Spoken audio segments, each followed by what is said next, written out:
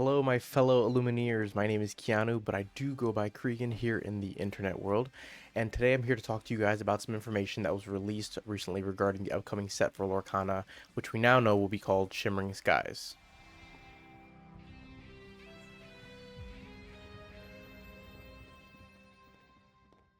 First, let's dive into some of the accessories that'll be coming out, such as playmats and card sleeves. Now, this playmat is from the movie Encanto and has an image of House Madrigal, which is also the art used for the card Look at This Family, which was introduced in the most recent set, Ursula's Return. Second playmat that was revealed shows Belle holding the mystical rose encased in the rose lantern, which is the art used for the card Belle Accomplished Mystic.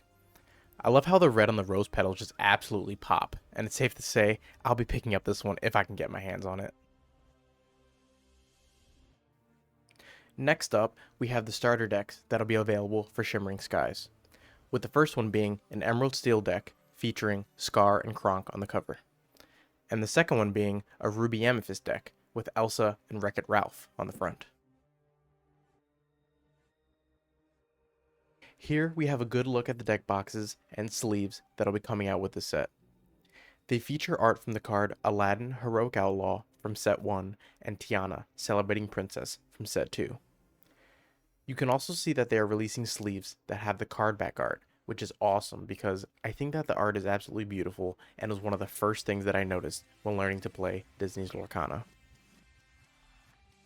Now behind you can see two different lore books, with one having the card back art and one featuring some work from the very talented Nicholas Cole, who is responsible for some of the iconic art used in Disney's Lorcana, such as Mickey Mouse, Brave Little Tailor, Elsa, Snow Queen, and Mickey Mouse, Wayward Sorcerer, just to name a few. With this new set, we also get to see the contents of something they are releasing called Gateway. It appears to be geared towards teaching newcomers how to play in a cool little expansion. Now, my son is almost 2 years old, so maybe I'll pick one of these up for when he gets older, because right now he's just been playing with my bulk and unfortunately isn't quite ready to start playing just yet. Here's a quick look at the Illumineers trove for Shimmering Skies. It features Chef Donald, Maui, and Vanellope on the top cover. It comes with a set of dice, a lore counter, and dividers for each ink color, and of course, 8 booster packs. Now, let's go ahead and take a look at some of the cards that were revealed so far. I'm only going to go over some of the cards I think that have potential to be used in competitive play or just seem interesting enough to talk about. The very first card that we have is Turbo, Royal Hack. He's an uninkable 2-cost character with a 2/3 stat line. He does have the keyword Rush and an ability called Game Jump, which says this character also counts as being named King Candy for Shift, so I'm sure we'll see some synergy later on once more cards are revealed. He also quests for 1. Next up, we have Snowana Rainbow, Cool Competitor.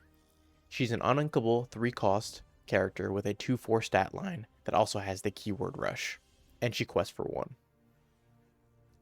And lastly, we have Vanellope Von Schweet's Random Roster Racer.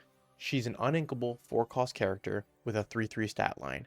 Now, she also has the keyword Rush, but she has an ability called Pixlexia, which states, when you play this character, she gains evasive until the start of your next turn, and she quests for 2. Now, all of these characters have a few things in common. The first one being that they're all uninkable. Second, they're all Ruby. And third, they all have Rush. Right off the bat, I can see Turbo being a good replacement for 2 cards. Queen of Hearts, Impulsive Ruler, and Stitch, Little Rocket. Both of these cards come in on turn 2 and can be a good answer against aggressive decks, or just a surprise attack on an opponent if they leave a valuable card exerted. But the fact that Turbo comes in with 3 willpower means that a lot of the time he'll be coming out, challenging a character, banishing them, while also not banishing himself, which unfortunately Stitch and Queen of Hearts can't really do because they're low willpower.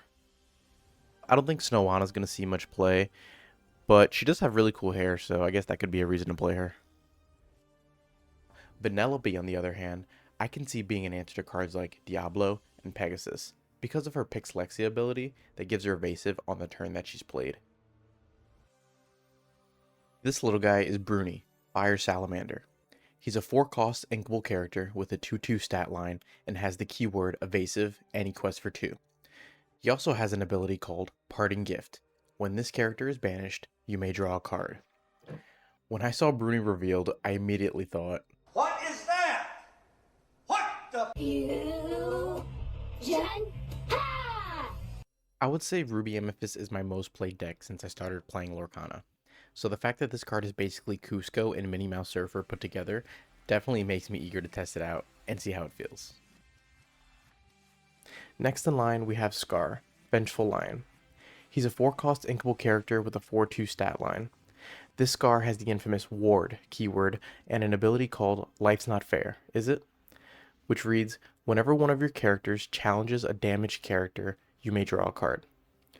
I can understand why they have this card paired with Steel in the starter deck, because Steel has access to a bunch of damage songs and action cards, like Let the Storm Rage On, Strength of a Raging Fire, and Baboom, which could make it easy for Scar's ability to trigger. I expect to see this Scar being tested in a lot of Emerald decks because it can be a somewhat reliable draw engine considering he has Ward. The last card you see here is a 4-cost inkable song called So what can I say except you're welcome? And it reads, shuffle a chosen character, item, or location in their player's deck. That player then draws 2 cards. Now in my opinion, this card seems absolutely amazing. Not only can you bounce a giant threat off the field such as Chernobog or a big Cinderella, but you can also target locations like Mugduck Manor and Queen's Castle. The option to even target items like Fishbone Quill and Lucky Dime puts this card in a very good spot and should definitely be on a lot of people's radar.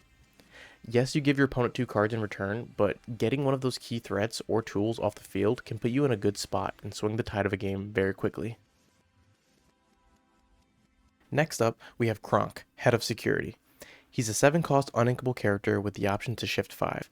He has a very solid 6/6 stat line, quest for 1, and has the ability named Are You on the List? Which reads, during your turn, whenever this character banishes another character in a challenge, you may play a character with 5 costs or less for free.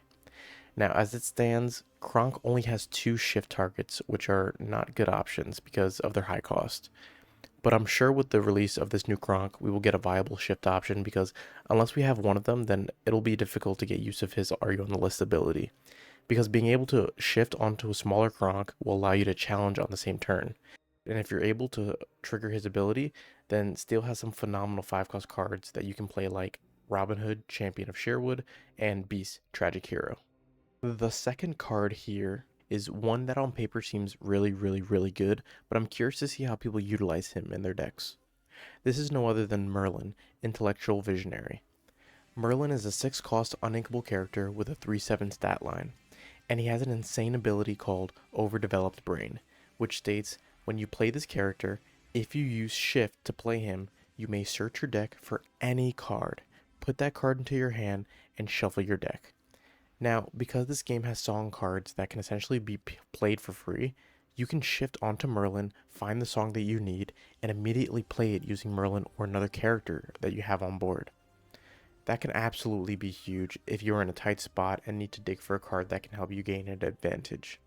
So again, I'm interested to see how players incorporate him in their builds. Last, but certainly not least, we have Elsa, the 5th Spirit. This Elsa has the whole package.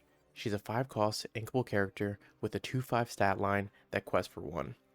Now, here's the good part.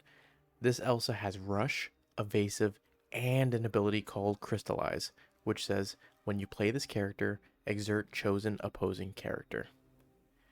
I don't know about you guys, but this card is music to my ears because it's a direct counter to Diablo, even though it comes out a few turns after, and it doesn't matter if the Diablo isn't exerted because her Crystallize ability makes it so that there's no way Diablo survives once she hits the field. So I'm most definitely looking forward to running these in my deck and find out other uses for her. And finally, the last thing I have for y'all is that this August, there will be a new version of the Disney game Villainous being released. It'll be called Introduction to Evil, and it is the only way you'll be able to obtain the new Prince John Gold Lover promo card, which will feature alternate art, which is pretty cool. But to be honest, I don't play Villainous, and I never have, but maybe this will be a reason for my wife and I to go pick it up. Thank you so much for anyone who stuck around for the entirety of the video. It really means a lot. This is like the first legit video that I've done for like this for Lorcana, because I'm slowly learning how to video edit, and it probably took a lot longer than it should have, but it was a bunch of fun, and I'm super looking forward to making more of these in the future. And yeah, thanks so much, and I'll see y'all in the next video.